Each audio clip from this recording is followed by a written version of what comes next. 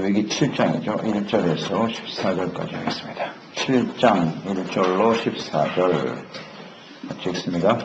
속건제의 규례는 이러하니라. 이는 지극히 거룩하니 번제물을 잡는 곳에서 속건제의 번제물을 잡을 것이요 제사장은 그 피를 제단 사방에 뿌릴 것이며 그 기름을 모두 들이되 곧 그 기름진 고리와 내장에 덮인 기름과 그 콩팥과 그 위에 기름 곧 허리 쪽에 있는 것과 그 안에 덮인 겉볼을 콩팥과 함께 떼어내고 제사장은 그것을 다 제단 위에서 불사나 여호와께 화제로 드릴 것이니 이는 속건제니라. 제사장이 남자는 모두 그것을 먹되 거룩한 곳에서 먹을지니라. 그것은 지극히 거룩하니라. 속죄제와 속건제는 규례가 같으니 그 제물은 속죄하는 제사장에게로 들어갈 것이요 사람을 위하여 번제를 드리는 제사장 곧 그 제사장은 그 드린 번제물의 가죽을 자기가 가질 것이며 가죽 위에 구운 소제물과 미에나 절판에서 만든 소제물은 모두 그 드린 제사장에게로 들어갈 것이니 소제물은 기름 섞은 것이나 마른 것이나 모두 아론의 모든 자손이 균등하게 분배할 것이니라. 여호와께 드릴 화목제물의 규례는 이러하니라. 만약 그것을 감사함으로 드리려면 기름 섞은 이겨병과 기름 바른 무게정병과 구운 가루에 기름 섞어 구운 과자를 그 감사제물과 함께 드리고 그 이겨병을 그 화목제의 감사제물과 함께 그 예물로 드리되 그 전체 예물 중에서 하나씩 여호와께 보제로 드리고 그것을 화목제의 피를 뿌린 제사장에게로 돌릴지니라. 지극히 거룩한 제사.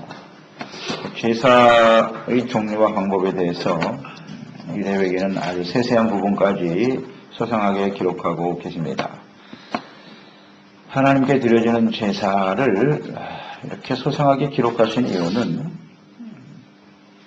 거룩하신 하나님께서 그 성전에 거하여 계시고 그 하나님 앞에 나가서 예배하는 그 예배를 통해서 이제 하나님 백성들이 거룩해지는 것이거든요. 속죄받고 거룩해지고 거룩하신 하나님과 함께 동행하는 일이다. 거룩하게 되어지는 것은 우리가 어떤 행위를 통해서 이렇게 되는 것 같지만 그렇지 않아요. 이 제사 규례 내용들을 보면 결국 하나님의 뜻에 의해서 거룩해진다는 거죠. 제사를 드리는 그 모든 규례를 온전히 순종할 때 거룩해진단 말이에요. 우리가 뭘 어떻게 행함으로써 되는 게 아니고요. 하나님이 정하신 대로 그냥 따라가는 거예요. 정하신 대로 해야만 거룩하다고 하나님이 인정해 주시는 것 뿐이죠. 아주 구체적으로 자세하게 기록하고 있다는 것은 그만큼 하나님께 나가서 우리가 예배를 바르게 드리고 거룩함을 받는다고 하는 것이 얼마나 중요한 일인가를 잘 나타내주고 있는 것입니다. 이 하나님께서 정하신 규례, 말씀 속에 나타난 그 하나님의 뜻이 무엇인가를 바르게 이해하지 못하면 우리는 온전한 예배와 제사를 드릴 수 없고 하나님과 교제하는 또 동행하는 삶을 살아갈 수가 없다는 것. 이것을 생각해야 합니다. 그러니까 거룩이라고 하는 것은 말씀을 떠나서는 도저히 있을 수 없는 겁니다. 하나님의 말씀을 모르면 거룩해질 수가 없어요. 아무리 수많은 제사를 드리고 예배를 드린다고 해도 주님의 말씀을 모르는 상태에서 드려지는, 즉 하나님의 뜻을 이해하지 못하는 상태에서 드려지는 제사나 예배는 아무 의미가 없다는 것입니다. 이것을 우리는 생각하게 돼요. 이렇게 자세하게 기록하셨잖아요. 계속 반복하면서 좀 더 구체화되는 그런 모습들을 볼 수가 있잖아요. 레위기의 내용 이렇게 길 필요가 뭐가 있어요. 사실은 내용은 간단한데 하나님께 드려지는 제사, 예배 그렇지만 그 세세한 내용까지 자세하게 기록했다는 것은 그만큼 주님께서 중요하기 때문에 계속 반복하고 구체적으로 설명하고 있다는 것을 우리 생각해야 합니다. 그런 생각을 가지고 말씀을 묵상하는 게 필요해요. 속죄제와 속건제, 오늘 말씀해 보니까 지극히 거룩하다라는 말이 여러 번 강조되네요. 그냥 거룩한 게 아니라 지극히 거룩하다. 지극히라는 말을 강조하셨어요. 그래서 하나님께 드려지는 모든 제물, 이것은 거룩한 것임을 다시 한번 확인하시고 성물이다 이거죠. 성물. 함부로 대해서는 안 된다는 것이다.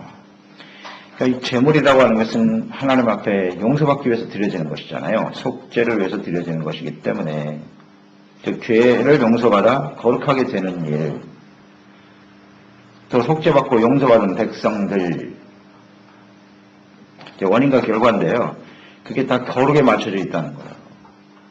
예물을 드리는 것도 거룩하며 속죄받아 용서받은 거룩한 사람이 되기 위함이고 또 예배를 성물을 드린 다음 예물을 드린 다음에 우리의 모습 용서받고 구원받은 우리도 역시 거룩합니다. 거룩한 사람이 된 거죠. 거룩한 존재로 이제 변화된 거예요. 용서받았으니까. 그러니까 속죄제는 용서받기 위해서 드리는 것이라 그랬죠. 속건제는 성물에 관해서 잘못을 범했을 때 드려지는 것이 속건제다. 그러니까 근본적인 뜻은 같지만 저는 그렇게 묵상이 됐어요. 속죄는 내가 용서받기 위해서 드리고 용서받은 이후에 이제 나의 몸이 하나님 앞에 거룩한 것이 된 거예요. 이제 거룩한 존재가 됐는데 이 거룩한 물건을 함부로 대하는 것이 속건제거든요. 성물을 함부로 대하면 그게 죄가 된다 그랬잖아요. 근데 우리가 거룩함을 받았어요. 용서받으면 거룩한 제물이요. 산 제물로 하나님께 드려진 것이기 때문에 우리 자신에 대해서도 굉장히 조심해야 된다는 거예요. 이제.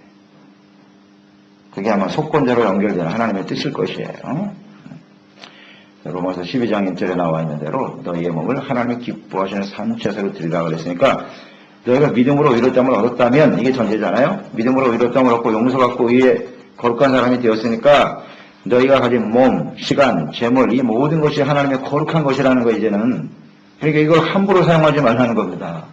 이걸 하나님의 것을 하나님의 소유인데 이것을 개인적인 욕심이나 자신의 뜻대로 사용하면 이게 바로 속건제를 드려야 될 이유가 되는 거예요. 성물을 범하는 죄가 된단 말이에요. 그게. 그런 뜻이 아닐까요? 원인과 결과란 말이에요. 이 거룩한 것은 하나님께 이제 제물을 드린 다음에 이거 거룩하잖아요. 이 거룩한 제물은 아무나 먹을 수 없죠. 누구에게만 주었다고요? 제사장에게만. 다른 사람은 안 돼요. 제사장은 그렇게 구별된 사람이잖아요. 그러니까 우리가 제사장이라고요. 그러니까 하나님 앞에 우리의 삶을 드려 거룩한 사람 제사가 되게 했으니까 거룩한 사람에게만 주어진단 말이에요. 우리가 거룩한 제사장으로서의 삶을 잘 살아갈 때 하나님께서 그걸 받으시고 함께 하시고 인도해 주신다는 사실 이것을 우리는 잘 이해해야 합니다. 아무에게나 주어질 수 없어요. 또 거룩한 회막에서만 먹을 수 있도록 되어 있고요. 밖에 나가서 먹을 수 없단 말이에요. 그러니까 우리가 하나님 앞에 거룩한 산제사로 드려졌으니까 하나님의 나라와 뜻을 이루기 위해서 사용되어져야지 세속적인 일에 우리 욕심에 따라서 우리의 삶을 드려서는 안 된다는 뜻이에요. 그렇지 않을까요? 하나님의 뜻이 들어있잖아요. 그냥 예배 드렸다. 그걸로 끝? 아무 의미가 없어요. 그게 아니라 예배 드리고 나가는 게 더 중요한 거예요. 이제 거룩한 사람이 되었으니까 우리의 삶의 현장에서 우리는 어떻게 해야 될 것인가? 거룩한 제사장으로서 거룩한 제물이 되어 우리 주어진 모든 것을 하나님의 것으로 여기고 세속화되지 않고 세상 욕망에 죄악 가운데 함부로 내어 던지지 말고 거룩한 삶을 살아야 된다는 뜻이겠지요? 이게 아마 속죄와 속건제에 나타난 하나님의 뜻일 겁니다. 틀림없죠. 그러니까 번제물을 잡는 곳에서 속건제물을 잡아라. 속죄제와 속건제는 같은 규례라 그랬어요. 제사가 같은 의미를 갖는다. 약간의 속죄제는 포괄적인 의미가 있고 속건제는 좀 구체적이죠. 구체적으로 이웃에 대해서 하나님의 권위를 손상한다든지 이웃의 제물이나 권위를 손상했을 때 드려지는 것이 속건제라고 했어요. 좀 더 그 의미가 좁죠. 그러나 내용은 같다. 그 피를 번제물을 잡는 곳에서만 잡아야 돼요. 속건제라고 해서 다른 데서 제물을 드릴 수는 없는 것이고요. 역시 피를 뿌려서 드려지는 제사다. 피 흘림을 통해서 용서받는 것이니까요. 그리고 기름을 모두 드려라 나와 있네요. 기름을 모두 드리되 제사장인 남자는 속건제물을 먹을 수 있게 하셨습니다. 7절에도 보면 속죄제, 속건제 규례가 같은데 제물은 속죄하는 제사장에게만 돌아가는다. 이것은 아주 분명하죠. 다른 사람 먹을 수 없어요. 거룩한 제물이란 말이에요. 회막 안에서만 먹을 수 있게 하셨다. 이런 뜻입니다. 8절에 보면 사람을 위하여 드리는 번제의 경우가 나오네요. 사람을 위하여 드리는 번제. 이건 무슨 뜻일까요? 사람을 위하여 드리는 번제는 이스라엘 전체를 위해서 드리는 상번제가 있어요. 상번제는 아침 저녁 매일 드리는 제사인데 이런 것은 이스라엘 전체를 위해서 드리는 제사거든요. 그런데 여기 개인이라고 하는 사람을 위한 제사는 개인이 백성 한 사람 한 사람이 자기의 죄를 속죄하기 위해서 혹은 감사하는 마음으로 화목제를 드린다든지 개인적으로 드리는 제물에 대한 규례인 것입니다. 그런 번제인 경우에는 이 제물의 가죽을 제사장의 몫이 되게 하라 그랬네요. 가죽까지도 제사장에 허락하셨습니다. 가죽을 주신 이유는 뭘까? 저는 그냥 묵상해 봤는데요. 제물, 고기나 이런 것들은 그 안에서만 먹으라고 그랬잖아요. 음식이잖아요, 그건 음식. 근데 가죽은 먹을 수 없죠? 가죽은 뭐에 필요할까요? 생활에 필요한 데 쓰임을 받잖아요. 소나 이런 것들이 다 가죽으로 무슨 물건을 만들고, 이것은 또 팔아서, 혹은 자신의 생활에 필요한, 재료가 되도록 허락하셨구나. 이런 생각을 해봤어요. 그것까지도 하나님 배려하고 계시는 거예요. 사람이 먹는 것만 갖고는 살 수 없잖아요. 그렇죠? 생활에 필요한 것도 하나님을 허용하시는구나. 필요한 모든 것을 하나님은 다 배려하시고 채워주시는 하나님이시다. 그래서 가족도 제사장의 몫이 되게 하였다. 9절로 10절에는 소제의 경우죠.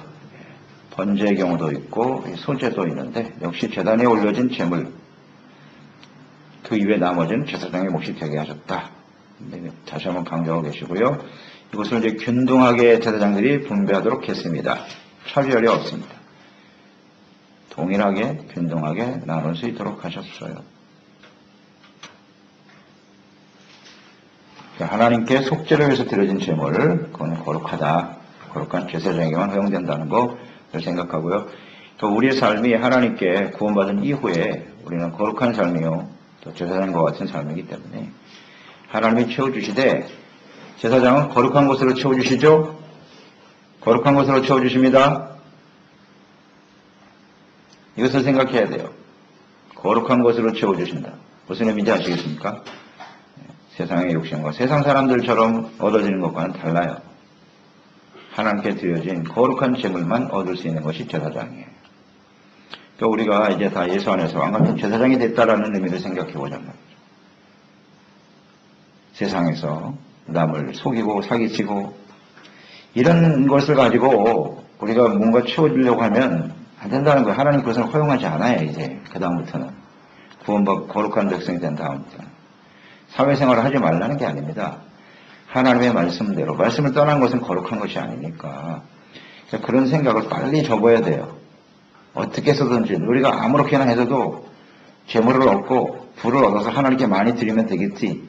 그게 안 통해요. 이제는 구원받은 이후에는. 보세요. 거룩한 것은 제사장은 거룩한 것으로만 채워진다니까요.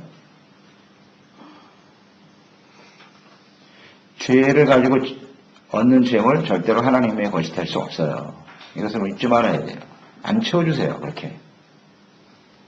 그렇게 채워진 건 또 반드시 사라져요. 사라져요. 저는 그렇게 묵상이 됐네요. 거룩한 것으로만 채워주신다. 거룩한 것으로. 재물 자체가 악은 아니죠. 돈이 악이 아니에요. 우리의 필요를 얼마든지 채울 수 있고 하나님의 나라와 뜻을 이루기 위해서 함께 나누는 것으로 하나님이 우리에게 맡겨주신 하나님의 소유인데 그게 자체가 악일 수는 없잖아요. 그렇죠? 그걸 사랑하는 그것이 악이 되는 거지. 이런 걸 우리가 생각하면서 거룩한 것으로 채워주신다는 거 잘 묵상해야 되겠습니다. 거룩하지 않는 재물은 우리가 거기에 마음을 둘 필요가 없어요.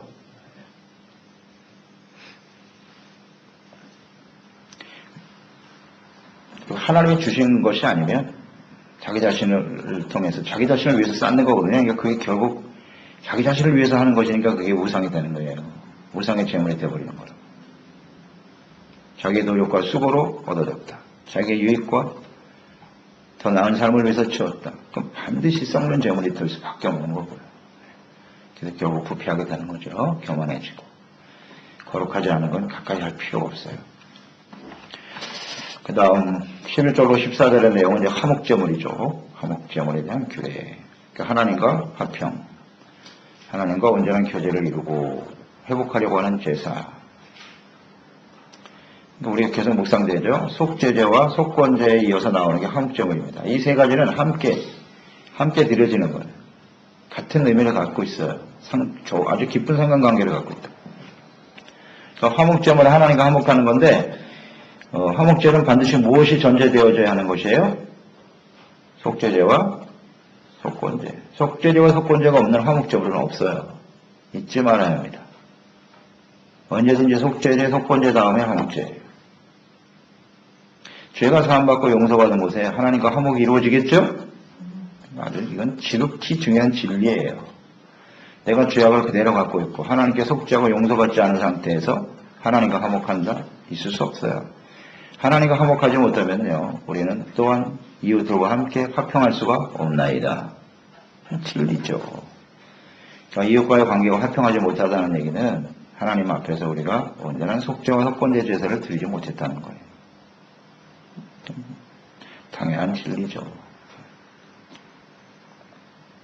자, 하나님과 이웃과 화목하기 위해서는 속죄제와 속건제를 잘 드려야 됩니다.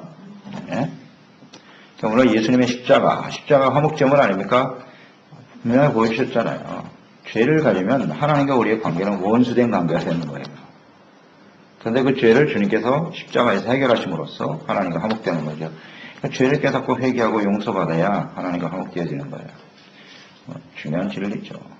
로마서 5장 1절. 그러므로 우리가 믿음으로 의롭다 하심을 받았으니, 이게 전제잖아요. 믿음으로 의롭다함을 얻음을 받았으니 우리 주 예수 그리스도로 말미암아 하나님과 화평을 누리자. 믿음으로 의롭다함을 얻었다. 이게 전제예요. 화평함을 이루자. 골로새 1장 20절. 그의 십자가의 피로 화평을 이루사 만물 곧 땅에 있는 것들이나 하늘에 있는 것들이 그로 말미암아 자기와 화목하게 되기를 기뻐하심이라. 이렇게 되어 있어요. 하나님이 기뻐하시는 일이 무엇이뇨? 하나님과 우리가 화평하게 되는 겁니다. 화목한 관계를 이루는 건 기뻐하세요. 그러기 위해서는 예수님의 십자가의 피가 필요한 거죠. 피라는 의미는 반드시 속죄입니다. 속죄, 용서. 그냥 피가 형식이 되면 안 돼요. 동물의 피를 수없이 흘렸죠. 이스라엘 백성들이요. 피의 제사를 엄청 드렸어요. 근데 제사를 드리면서도 마음속에 진실한 회개가 없었단 말이죠. 그럼 무슨 의미가 있냔 말이에요, 그 피가. 그러니까 예수님의 십자가의 피를 헛되게 해서는 안 된다는 뜻이에요, 그게. 십자가를 달고 다니고, 십자가를 이야기하지만, 예수님의 피를 이야기하지만, 진실한 회개가 없다면, 그것은 형식이 되고 마는 거죠. 아무 의미가 없는 거죠.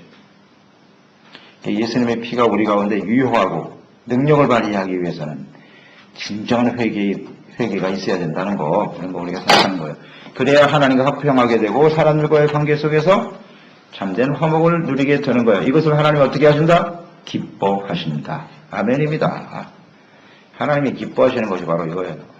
우리가 뭐 세상에서 뭐 대단한 일을 하고 뭐 하나님 앞에 뭘 얼마나 많이 하고 이런 게 아니고 그 이전에 하나님과 우리가 화목되어지는 걸 좋아하십니다. 불편하잖아요. 우리가 사람들과의 관계 속에서 서로의 죄 때문에 관계가 이렇게 원수 관계가 된다든지 미움을 가지고 있으면 우리 삶에 절대 기쁨이 없어요. 행복이 없다고요. 화목해야 기뻐하는 거예요. 화목해야. 화평이 이루어져요. 예수님이 우리를 화목하게 하셨으니까 우리도 화목제물을 하나님께 드리는 사람이 됩시다. 너의 몸을 하나님께 제물로 드리라 그랬으니까 내가 희생하고 내가 이해하고 용납함으로써 그게 제물이 되는 거죠. 그럴 때 다른 사람이 죄사함 받고 용서받고 화목을 입을 수 있는 거죠. 언제나 화목제물은 내가 십자가를 지고 이해하고 용서하는 거예요. 강한 사람이 용서해야지 어쩌겠습니까? 물론 상대방이 깨닫고 회개하면 다행이지만 그게 안 되잖아요. 그거 아니면 언제까지 기다리겠는 거예요. 내 심령은 계속 상하는데 그것 때문에. 저가 나한테 회개 안 하니까 난 절대 용서 못해. 내가 피해를 당한 사람 나만 당하는 거야. 그 사람이 회개할 때를 언제 기다려? 물론 개인적으로 그 사람이 하나님께 회개할 수 있어요. 깨닫고 말씀을 듣고 내게 와서 잘못했습니다라고 이야기하지 못할 수도 있어요. 그러나 그가 진심으로 하나님께 회개했다면 그것으로 해결이 된 걸로 봐야죠. 그러니까 우리는 이해하고 용납하면 되는 겁니다. 그래야 내가 일단 회복이 되잖아요. 내가 회복이 돼야지 일단은. 이것이 바로 화목제물이라는 걸 생각합니다. 그래서 화목은 먼저 내가 진실한 마음으로 회개하고 용서를 받아야 된다. 그러니까 우리가 다른 사람을 미워하는 것도 일단 내가 잘못하는 거죠. 다른 사람 때문에 내가 피해를 당하고 뭐 용서하지 못한다고 하지만 그 자체가 이미 내가 죄를 짓고 있는 거니까 이 부분 문제는 빨리 해결하자는 겁니다. 그게 속죄죄와 속건죄죠. 그럴 때 이제 화목죄를 통해서 하나님과 화목하게 되는 거죠.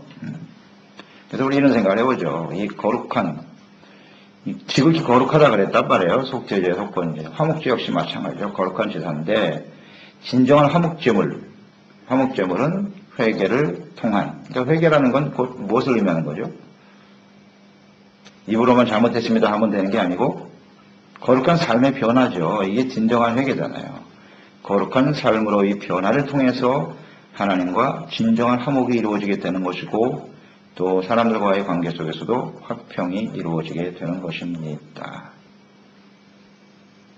여기 보면 화목제가 감사로 드려지는 제사 이렇게 나와 있잖아요. 화목제는 그 성격 자체 세 가지로 나타나는데 하나는 감사제, 또 하나는 서원제, 하나는 낙헌제라고 그랬단 말이에요. 그러니까 감사로 드려지는 게 화목제예요. 용서받아 은혜받아 감사하는 마음으로 드리는 것이 화목제고, 그러니까 화평함을 이루면 감사가 나타나게 되는 거예요. 그 다음에 서원은 이제 내가 하나님 앞에 어떻게 헌신하겠습니다. 이게 화목제거든요. 화목제 세 가지 유형이에요. 하나는 낙헌제, 이건 자원하는 마음으로 드리는 거예요. 특별한 이유가 없어. 근데 내가 하나님께 드리고 싶어. 화목제의 의미요. 감사, 서원, 낙헌제. 우리가 하나님과 어떤 속죄제를 통해서 용서받았잖아요. 용서받아서 하나님과 화목하게 되면 나타나는 현상이에요. 하나님과 화목하고 그 은혜에 감사하잖아요. 나 같은 죄인 하나님 용서해 주셨으니까 하나님과 화목하게 된 게 얼마나 감사하지. 또 감사를 드리게 되고 또 서원도 하게 돼요. 하나님, 제가 주님을 위해서 이렇게 헌신하고 있습니다. 여러분 그리스도로 말미암아 화목되셨습니까?